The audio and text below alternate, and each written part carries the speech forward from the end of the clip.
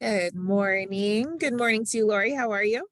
Hey, Lauren, you know what? We kind of matched today. I'm glad you Oh, got the memo on the colors. Don't we look just styling and cute together today? I just realized that. We're so in sync, everyone. So, As we were just talking, we're syndicating. Our show's going big. Oprah's calling me anytime now. You frequent flyers. I've been waiting on that. I want to be a star. Enough of that. That's enough of that.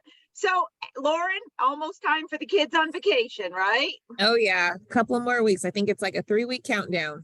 Okay, I always mention that because I know that's one of the main themes from our frequent flyers all the time. What are the kids going to do for the summer? So Oh, I always yeah. be conscious of that. As I was just telling everybody that I am up in South Dakota, right between Crazy Horse and Mount Rushmore, having a fabulous time. Went and saw the buffalo, and they're so cool. It was just awesome. But that's what we're not here today to talk about. My view of the animals. We're here for a whole nother reason. So Lauren, launch us and let's get started because we got a great show today. Awesome. That said, let me go ahead and jump into our introduction. My windows are a little off. Everything look good to go, Lori? You're good to go.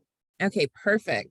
So good morning, everyone. My name is Lauren Simpson. I am with the SBDC, or the Small Business Development Center. We are a national program with over 1,000 locations across the country, and we offer no-cost services to local small businesses. Now, our services are at no cost to you because your tax dollars have already taken care of all of our fees. This is one of those free things you definitely want to make sure you partake in. I'll tell you why. For the Los Angeles network, regional network, excuse me, we serve the Los Angeles, Santa Barbara, and Ventura counties. So if you take a look at the screen in front of you, you'll see our physical locations. You will see that we are in Camarillo, Santa Clarita, Pasadena, all the way out to Laverne. That's that little waymark you see by the 210.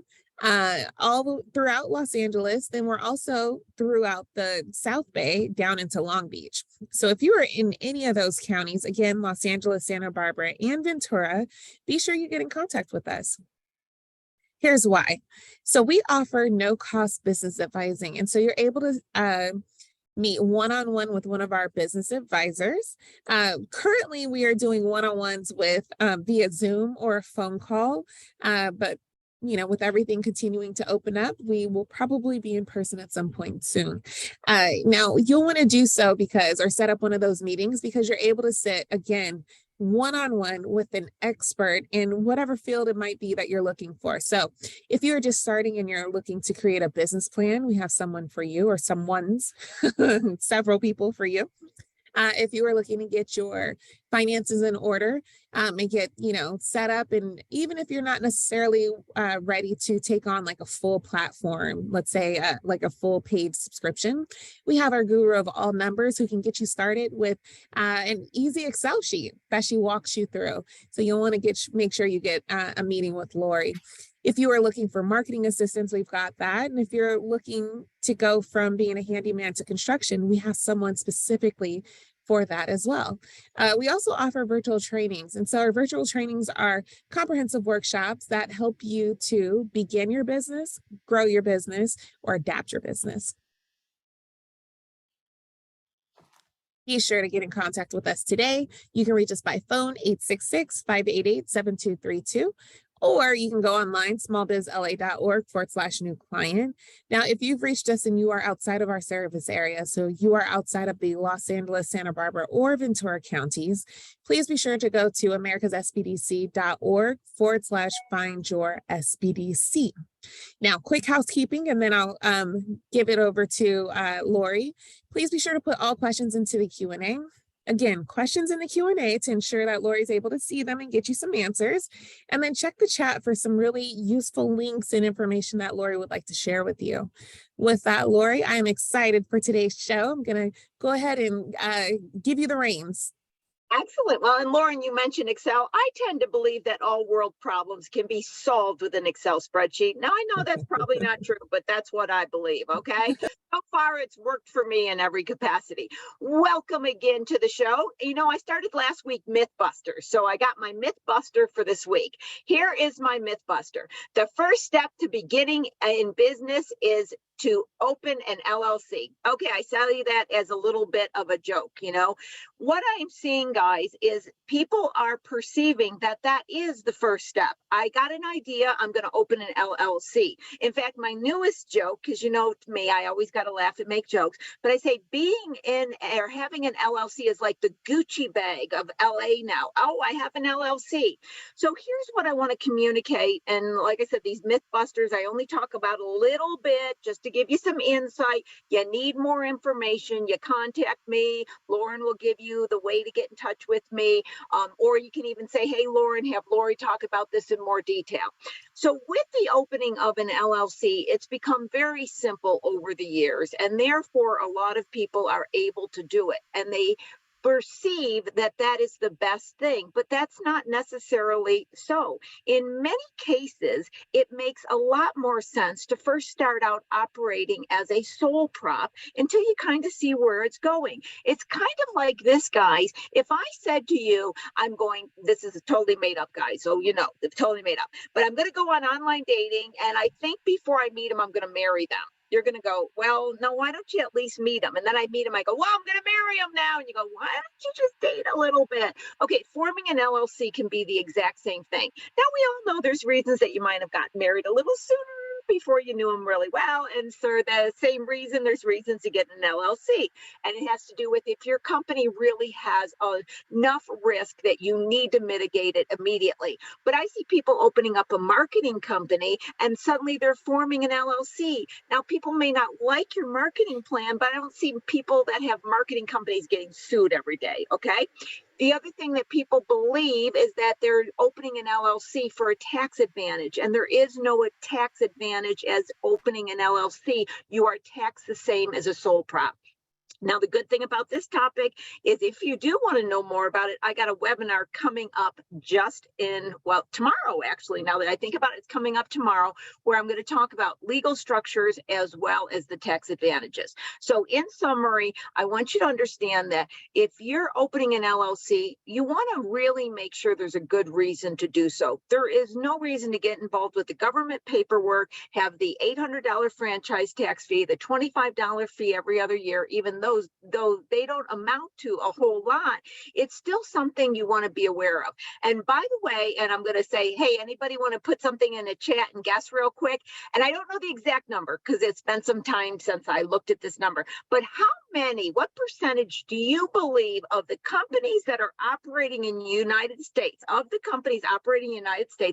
what percentage do you think are operating as a sole prop? Anyone to put a number into either the webinar chat or the question? I could see it, 80%. Emma, how did you know? I must have told you that. 85% was a number I read a few years ago when going to get my EA. And when I tell people that, they're shocked because they think it's maybe like 5% and everybody else is a corporation.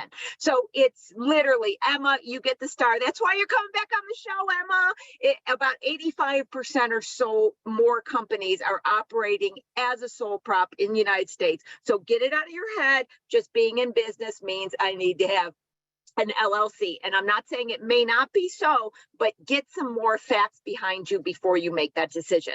Okay, upcoming webinars. I saw a question of how we sign up. Lauren's going to put that in the chat. So that is actually tomorrow. And then I'm continuing my financial series. Session 2, session 3 is all about Excel documents, but it's about managerial accounting, how to figure out numbers within your company so you know how to manage it better. Okay, upcoming shows. Next week, we have a lawyer on. This is the first time I believe I had a lawyer on. So Nadia has a nonprofit legal services agency. Great opportunity to ask questions that we may want to ask to a lawyer. And then we have Elaine Rodriguez coming back on in June 7th. She's the managing partner at List Ventures, plus many other things. Our topic we're going to talk about is opportunities for entrepreneurs. That's our topic for tomorrow. Or for June 7th. I know she said tomorrow. Oh, yes, I got it. You're right. The date is wrong. It should be the 25th for the webinar. Thank you so much, Maggie. I got that. Okay, without any further ado, before I mess up anything else for today, let me go to the introduction for today's show. Our next guest, Andrew Cohen, has extensive background, knowledge, and expertise at launching, growing, and managing businesses. Andrew is an advisor to the SBDC network and offers a very popular webinar called the Business Plan Workshop, which is offered at the Pasadena SBDC. Andrew has been involved in the finance industry, the cosmetic industry, the entertainment industry, and currently he is the CEO and co-founder of WorkBetterNow. I asked Andrew to come on the show to share with us his wisdom about being an entrepreneur. Andrew, so great to have you back on the show and so great to see you. Thanks for having me. I appreciate it. It's great to be here. You know, there's so much to talk about, but let's begin, especially for people who don't know you. Let's get a snapshot of your history. What experiences brought you to today? I've had a storied and eclectic work history. I started off on Wall Street and ended up moving to in New York and ended up moving to LA. Got into the film business, was producing movies, TV movies, and I found that that really wasn't what I wanted to do. It sounds glamorous, but it didn't turn out to be exactly what I was looking for. I then started a company in the men's cosmetic field, and we were distributed across the country. And I sold half of the business back to my partner and took some time off and became an advisor at the SBDC. I've always been an entrepreneur, always starting companies. I just loved it, and I thought sharing my knowledge with business owners was just amazing. It gave me so much self-worth. I ended up from there not only advising for the SBDC, but advising for Goldman Sachs 10,000 Small Business Program. And I was, again, helping smaller companies create growth strategies. While doing all that, I saw a need for small business owners who were taking on too much of the administrative work. And so one of my best friends lives in New York, and I were out at a bar actually, and we were talking about the struggles of small business owners, and we came up with the conclusion that every entrepreneur or business owner needs an assistant. And then we said, how can we do this? And we said, well, to make it affordable, we'd probably have to hire remote talent, and they could work virtually. And so on that day, the idea for WorkBetterNow was born. That was about 5 years ago. And now we have just under 300 virtual assistants working for us for 178 clients. So some of our clients have multiple VAs. It's amazing because I remember working with you at the SBDC that you were talking about it, you were involved in it, and all of a sudden Andrew couldn't be available as much to the SBDC because your company just started taking off. So I wondered how long ago it was. So that really happened quickly in 5 years. So well, again, quickly. So just to share with you guys, as an entrepreneur, the first 2 years that we were in business, I was still working as an advisor. It was actually really picked up during the pandemic. You can imagine that people started working virtually and they started looking for virtual assistants. And so really, once the pandemic launched, after that first year, I needed to put full time into it. But it was a part-time job for me. And as it started growing, I started spending more and more time. And then once we got, now I have 25 people working directly for me. And, that takes a lot of effort from the whole team in order to make sure we're able to keep it successful. To that, Andrew, there's 2 points that you said that I want to pack and go back to because I think they're really important points. One of them is you were working and doing this part-time, and as much as I know how many people go, you just got to jump in, and they don't even think about how are you going to afford meals, etc. So talk to the importance of making a plan. I know I'm going off a little bit, but this was such a key point that you said about, maybe you just put your toe in a little bit. I'm going to leave it at that and let you take it from there. That reminds me of the idea you had with the LLC, right? I have a family to support. I have obligations. I have, a life, and I knew that I needed income coming in to do that. So us entrepreneurs work hard. We are not scared to put the time in, to put the hours in, to put the work in and the learning. There's a learning curve for everything we do, and you have to gain that knowledge. And we're not getting paid for that, right? At first, I worked for the first 2 years on my company for free. And then I was making bare minimum for a little while. Now, obviously, it's jumped, but it's really understanding your own. How are you going to be able to support yourself and still go after your dream of starting a company? Yeah, so true. Now, the other part that I wanted to unpack is you mentioned about the company really taking off during the pandemic. Now, I always refer to this study, but I can never remember who did it. Barney actually was on the show one time when I referred to it, and he knew. So I'm not even going to mention because I'll probably get it wrong. But it was a study, I think, by a university where it looked at what caused companies to succeed. Was it that they had enough money? Was it had this? What does it have that? Long story short, it came back to right place, right time. Do you think that that was also a particular situation where maybe your company would have got there, but it got there quicker because of the pandemic and the need to work virtually, or the comfort in working virtually? Yes. So I will say I'm going to add one more thing to that: right place, right time, right people. Yeah. Um, I want to add that it's so important. I think for us, my partner Rob Levin and I, we refer to COVID, the pandemic, as the great accelerator for us.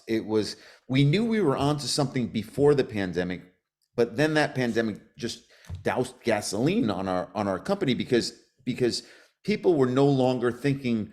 Our barrier to entry was not, can I work virtually, right? Because we all know we can. We were working virtually, but now it's, can I work virtually with this company?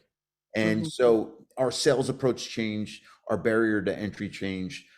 We were in the right place at the right time, and we had the right people.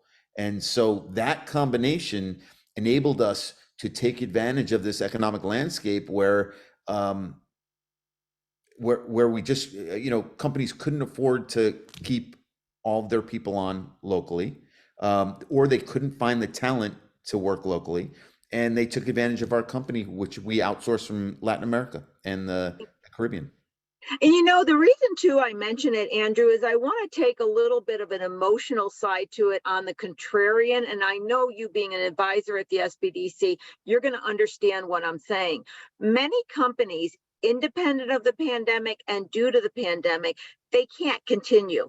And the owners take it personally, like I've failed. And I've been trying to, especially recently on the shows, give them the ability to create a distance that, no, you are capable of making money. This was the company you were engaged in. You can be engaged in a different way and process. So when I say at the right place, right time, I love the addition of right people. It's also the acknowledgement is, if I'm not in the right place, right time with the right people, I can let go of that and find down the road that I am. So I'm glad you answered that. I spoke to both ends. Before I go into the next question, I want to give an opportunity, anything to add on to what I just said, because I know you experience these emotions with our clients as well. Yeah, look, as entrepreneurs, we take our business personally. I don't know what else to say. Yeah. Uh, so sometimes we do feel, and by the way, I failed in business as well. So I started a company years ago, and I spent a year of my life trying to get this company off the ground, and it ended up not working. And so not only did I spend a year of time and effort and money trying to invest into this, but it didn't go anywhere. So I took that personally. Did I have the right ideas? Was I capable of implementing? Was my marketing strategy correct? Where did I fail? But I just read an article, I forget where, humans are supposed to fail because we fail, we learn, we stand up. The example was a baby or a toddler learns to walk by falling down. If they didn't fall down, they wouldn't learn to walk. So that's what, as an entrepreneur, I see is our greatest gift: failing, understanding where we failed, changing our approach, and then hopefully succeeding. I agree. It's such a way that we learn. And I always look at when I fail at something, I go, well, I just learned one way not to do it. That's where I come from. Okay, so going back to Work Better Now, what I want to do, and I'm going to have you explain it a little bit as I mention it to the audience so they understand where I'm coming from. You kind of, I'm going to use an expression, serve two masters in a way, because you've got to go after and get the clients, but then you have to find the professionals that are going to fill the work opportunities. So I have to assume that that is quite challenging and has a whole level of involvement that you have to acknowledge on a daily basis. So let's first talk by explaining what I meant, so our audience, if I went over anybody and not understanding how the company's set up, they understand what I meant by serving two masters, and then take it from there and tell us a little bit about how you go about keeping that delicate balance. Sure. So first, we have two separate target markets, right? One of our target markets is the business owner who's going, or our potential client who wants to hire virtual help. Our other target market are the professional. We actually started referring to our VAs as remote professionals. And our other target market is the remote professional, the person that we need to hire in order to work for that company. And you can imagine, so it's two completely different audiences or markets. The messaging is different. Where we find these people. So to me, marketing comes down to who's your target market, how do you get in front of them, and what do you say when you get there? And those two markets are completely different. So what we did internally, and again, one is here in the US and one is in Latin America and the Caribbean. So again, even the cultures are different. So what I did at my company was we have two separate marketing departments. One is aimed at marketing towards our VAs or remote professionals and finding the best talent we can. And the other is aimed at finding our clients. And so again, like serving two masters, we are really different people are involved in those different departments.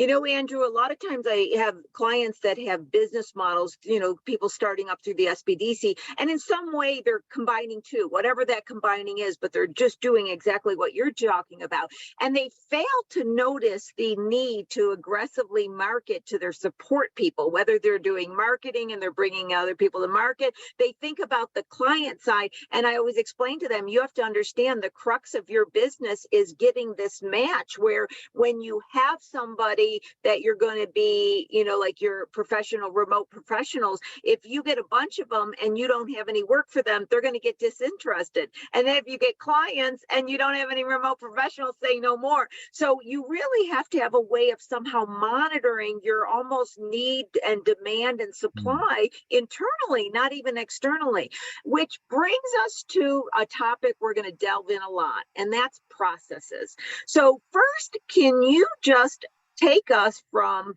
being a one person or a two person to growing to the size you are today and the importance that processes played?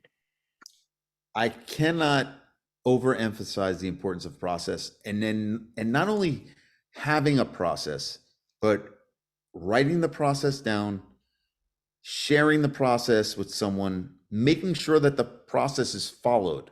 These are the important parts, because if we don't write it down, we're not going to know what we have to follow.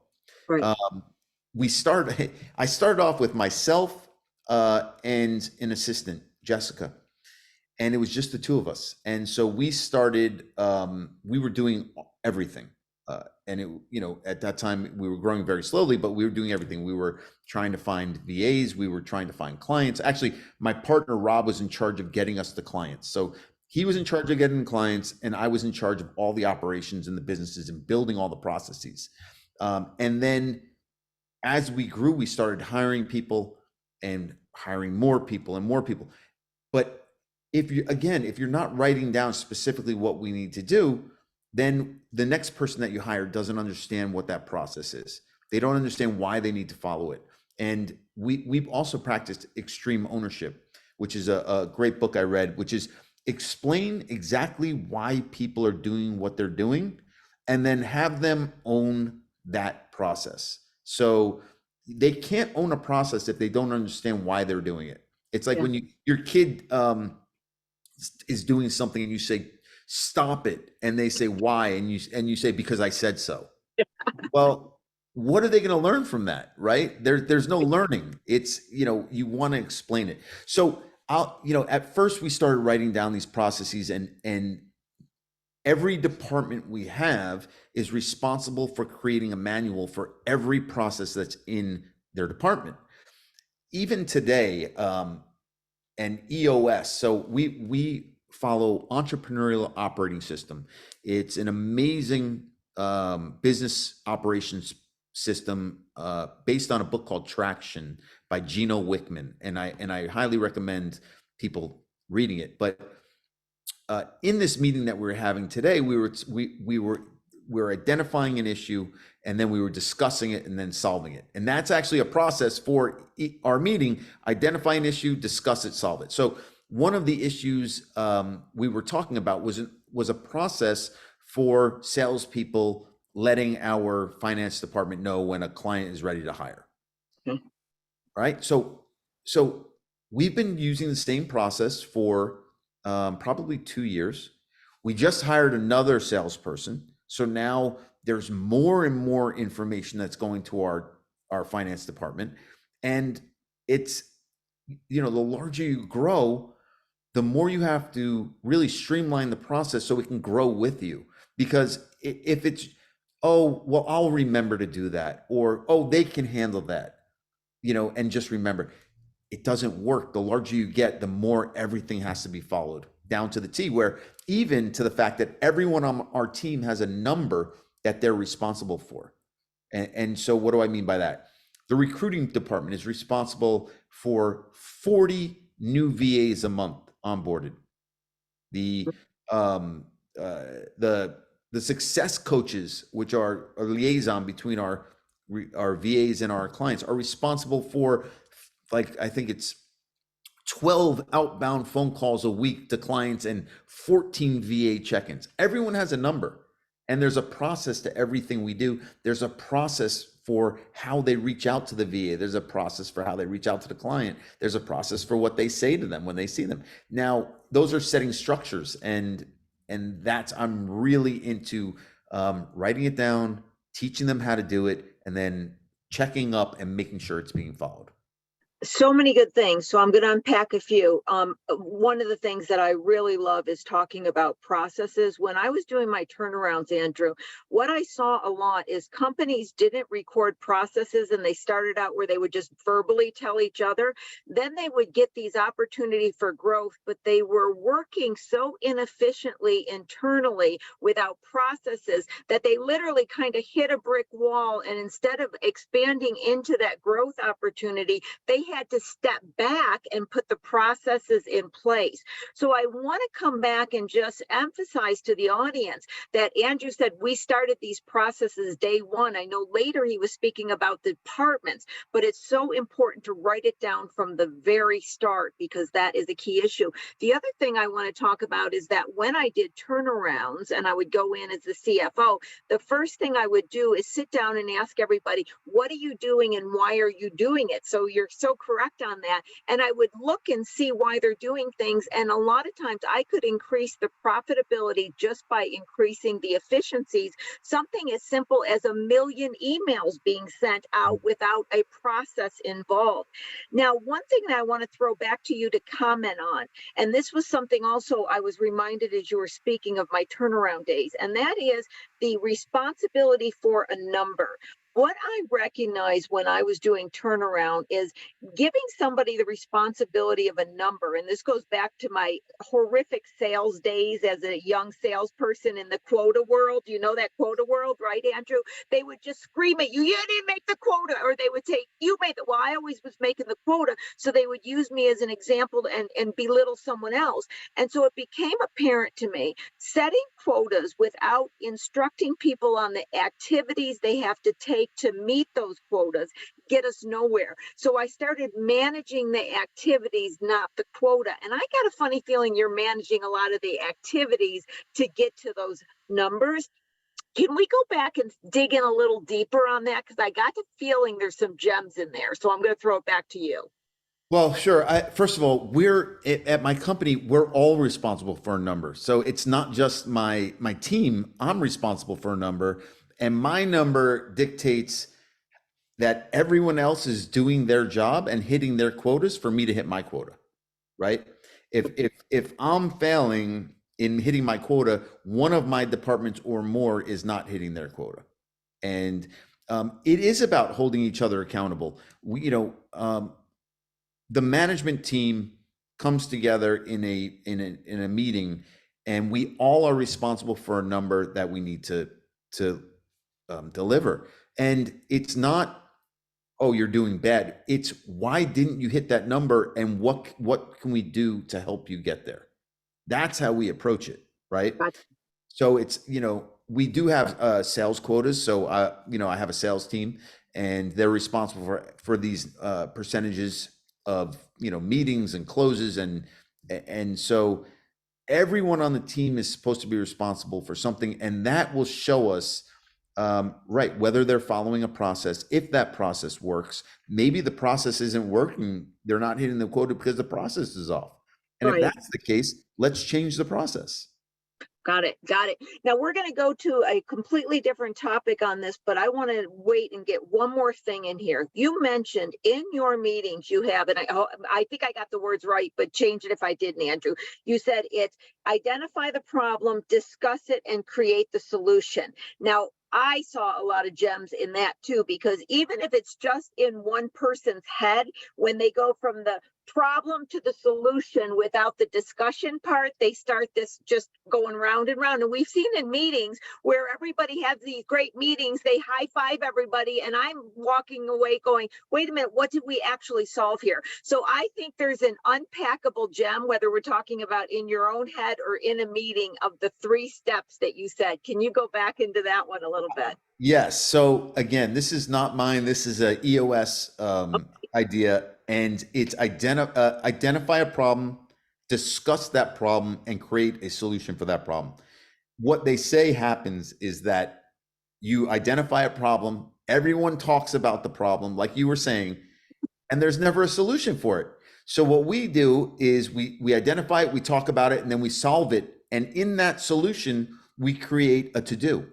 And so that to-do is bookmarked for the next meeting, and whoever's responsible for that to-do to solve that problem or issue, the next week they're responsible, and we see, have you done that? And it's not about our meetings are not about how many issues you're going to solve, because you can't solve all your issues in one meeting. But what you can do is you can solve the most important critical ones.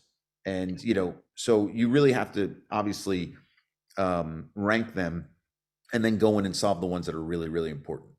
Perfect. Yeah, I used to do a lot of brainstorming meetings back in the days when there was just those flip charts with the markers, before all this technology. I still use them. I love those, right? And because of my NLP background, we would go through this and I would say, nope, we got to table that. That's part of the solution. We're just at the discussion stage. So that's why I knew that was so important. Right before we leave it, Brenda wants to know, what does EOS mean again? Can you go over that again? It's called the Entrepreneurial Operating System. And it was a system created to create process and structure for entrepreneurs. That's really what it's about. It's about holding people accountable. It's about having a process in place and solving issues. And so as companies grow, it's harder to have meetings with value. I can tell you, I thought we were having meetings and solving problems, but I was wrong until I implemented EOS. I had read the book years ago. I'm part of a entrepreneurial networking group, and there they had someone from EOS come in, and I said, you know what, I've been thinking about this forever. I'm going to implement it. It's very expensive, but if you guys read the book, you can get the idea of how to do it yourselves until you sort of grow and are able to afford it. Perfect. We're kind of staying on processes, but delving a little bit into another area. And this has to do with the fact, and I'm going to kind of label it as services, because you're selling services to Right. the client. And when you sell services, as you know, it's unlike saying, okay, here's a tangible thing I'm holding in my hand. There's a level of expectation of what somebody's going to get, what how it works, what the processes are. And I always tell clients, you have to educate your customers on what they're going to expect to get and have a consistent message. Well, to me, you got expectations on the client side and expectations on the remote professionals. So educating on expectations is a key focal point. So I think you're a good person to speak on that. You already can see where I'm going with this. I can tell by the look on your face. The way. Okay. So again, in our meeting today, we were talking about setting expectations. When you're talking to either first of all, one of our core values for Work Better Now is our VAs come first. We set that expectation with the VAs. We set that expectation with our clients. And what does that mean? The talent that we recruit is the most important part of our company, right? Without that talent, we wouldn't be able to hold our clients. Our mission is to provide amazing opportunities and professional growth for our virtual assistants. So in turn, they can help our clients grow and flourish, right? So it's synergistic, but it really all is focused on the VA. So setting expectations for our remote talent or our VAs, we're gonna find you first of all, it's extremely difficult to get hired. We hire less than 1.5% of the people that apply to work at our company. We get thousands and thousands of applications every month, and we typically onboard about 40. So you can imagine it's very, very hard. But we're going to pay you more than you're getting paid in your own country. We're going to offer you these opportunities to work full-time with benefits and vacations and work for a US-based company where you're going to have an opportunity to grow. And we want you to be happy in your position. So you're going to interview for only these clients that we have that you're interested in. Okay. That's setting an expectation. And we're going to stand behind you, and you come first. On our client side, you have to set expectations for all of it. First, before they even meet with us, we're talking about the talent that we're hiring, right? We're hiring the best talent. So their expectations are, we have really good people working for us. Then when they meet with our salespeople, we're setting expectations. How long does it take to hire? What is the hiring process? There are expectations all the way through. Once you've interviewed, how long you get to take to pay for the service before that VA goes back into the hiring pool.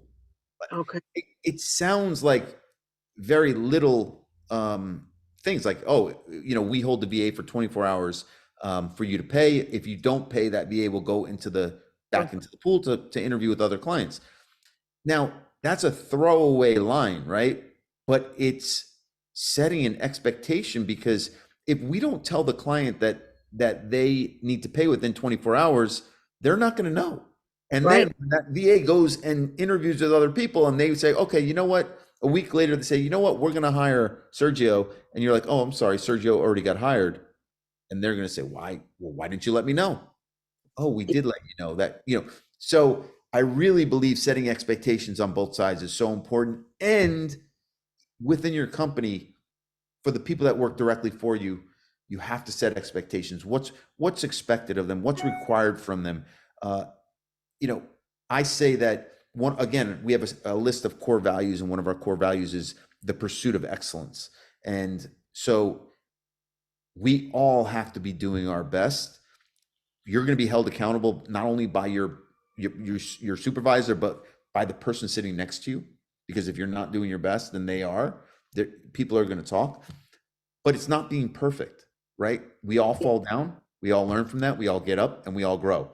So the pursuit of excellence should be trying to do your best, not being perfect. And I just wanted to sort of put that disclaimer out there. I love that, Lauren. You got to capture that one, the pursuit of excellence, doing your best and not being perfect. That is a wonderful one. And Andrew, I'm going to use the word vetting because as you talked about the percentage that you hire compared to that apply, this is such a key message for entrepreneurs because I know you've probably seen this where people need to hire somebody and that is a crucial key element of their company. And they just hire one person or the first person because they like them and they don't want to go through the effort to interview, or they hire their best friend and then it doesn't work. Yeah. And I always tell people that when you're small, you're going to be relying on this person. You need to go through a full vetting and interviewing process and expect to go through a lot of resumes.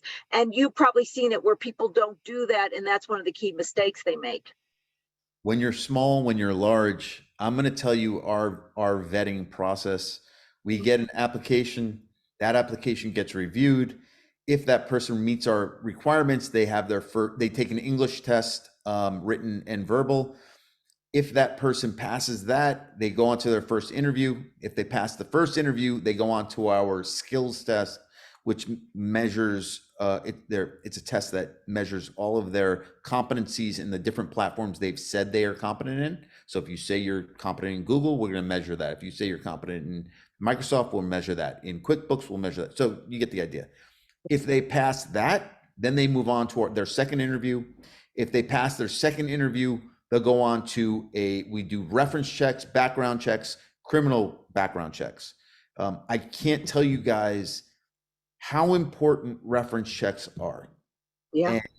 And the one major question I always ask is, would you hire that person again?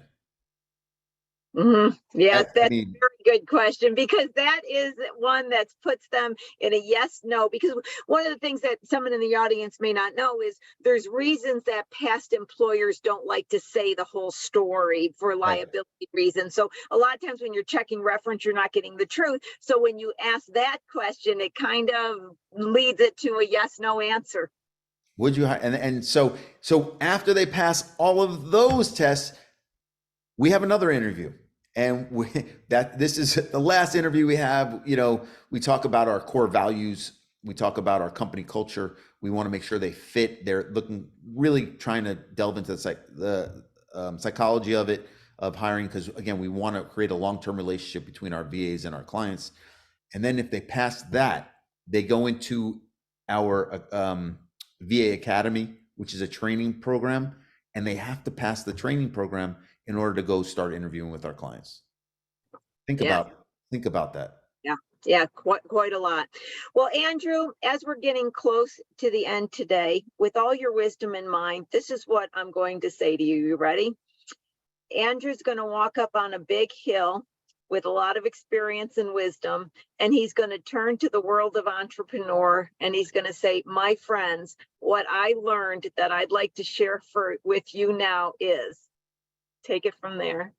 Oh, wow, there's so much. I will tell you a couple of things I've learned. One, if you get knocked down, get back up. That's one. Two, rely on your network.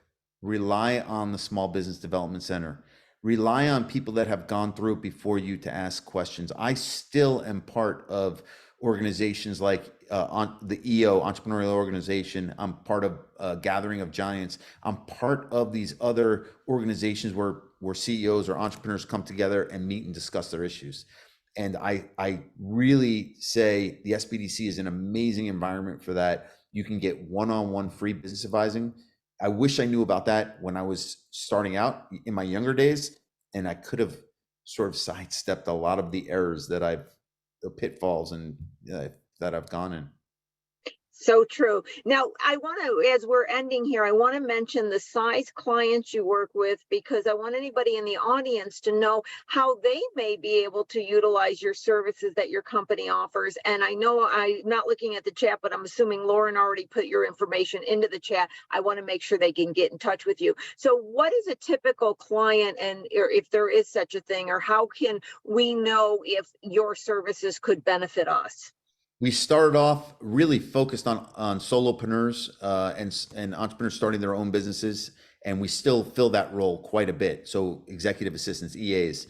But now, I mean, we're working with companies with up to a couple hundred employees. So we do everything. We sort of break our VAs up into categories of EAs, executive assistants, marketing with social media and digital marketing, QuickBooks and billing and collections, and then customer service, business development, and sales. So we're literally went from being a EA to supplying remote talent for all of these other positions.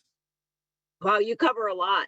Well, Andrew, I'm already going to tell you, I am going to bug you to come back on the show. You're going to be a third time. And in that, what I think we'll focus on is the marketing and sales aspect, because you've got quite a lot of challenges, from marketing into other countries to find your remote professionals and then finding clients. And so I think we're going to come back and focus on how you go about the marketing aspect, because that's something that we just couldn't get into in our time today. But I just want to thank you so much for coming on again. I know you get busier and busier. I personally love to see you, and I know our audience always gains so much from you.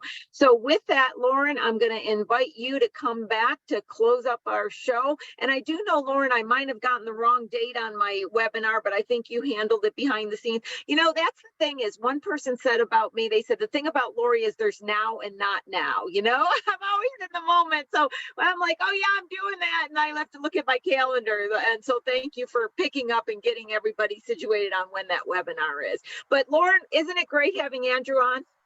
Oh, it's always great. And it's such a good conversation that I feel like we're kind of like, flies on the wall listening to. So super candid. Andrew, your just authenticity really comes through. So we appreciate that for sure. Appreciate you guys. Thanks for having me.